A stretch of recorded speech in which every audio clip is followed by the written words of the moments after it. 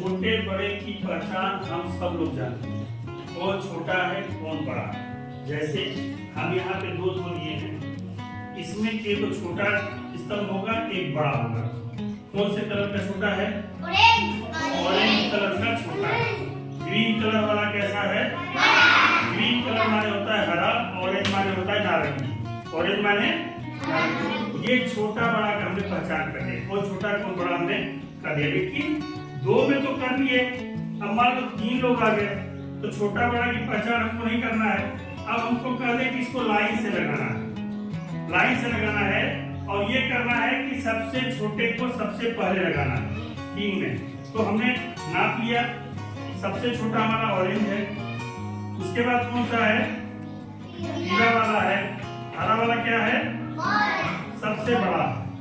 तो ये जो हुआ छोटा उससे बड़ा सबसे बड़ा, ये जो दिखा रहा है ये क्या कह रहा है?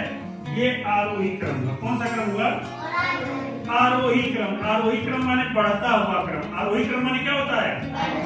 सबसे छोटा सबसे पहले रहेगा, फिर उसके बड़ा, फिर सबसे बड़ा। जैसे लाइन लगाते हैं प्रार्थना में तो सबसे छोटे को सबसे आगे खड़ा करते हैं, फिर उससे बड़े को उसके पीछे और सबसे बड़े को सबसे पीछे। अगर मान लो इसी में चार लोग रहते तो चार लोग कैसे खड़े होते हैं? तो उसके बीच में आरोही क्रम ये हो जाता है।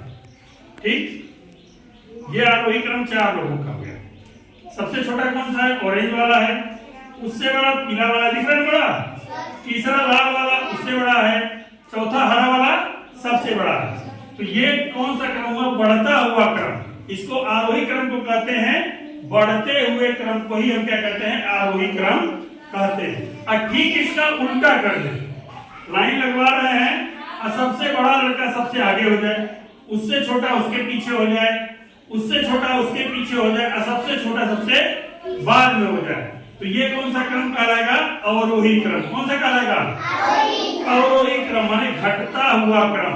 घटते हुए क्रम को क्या कहेंगे? अवरोही क्रम। तुम्हारे गणित किट में ये बॉक्स दिए गए, इससे तुम आरोही अवरोही क्रम में लगा सकते हो।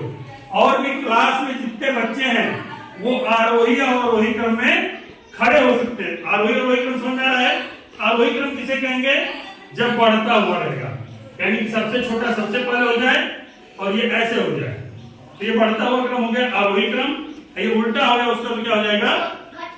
घटते हुए क्रम में लग गया तो वो क्या हो जाएगा? अवरोही क्रम। यही आरोही अवरोही वाला काम जो है गिनती के साथ भी होगा। गिनती में हमने इसे यहाँ गिनती लिखी 20, 12, 15।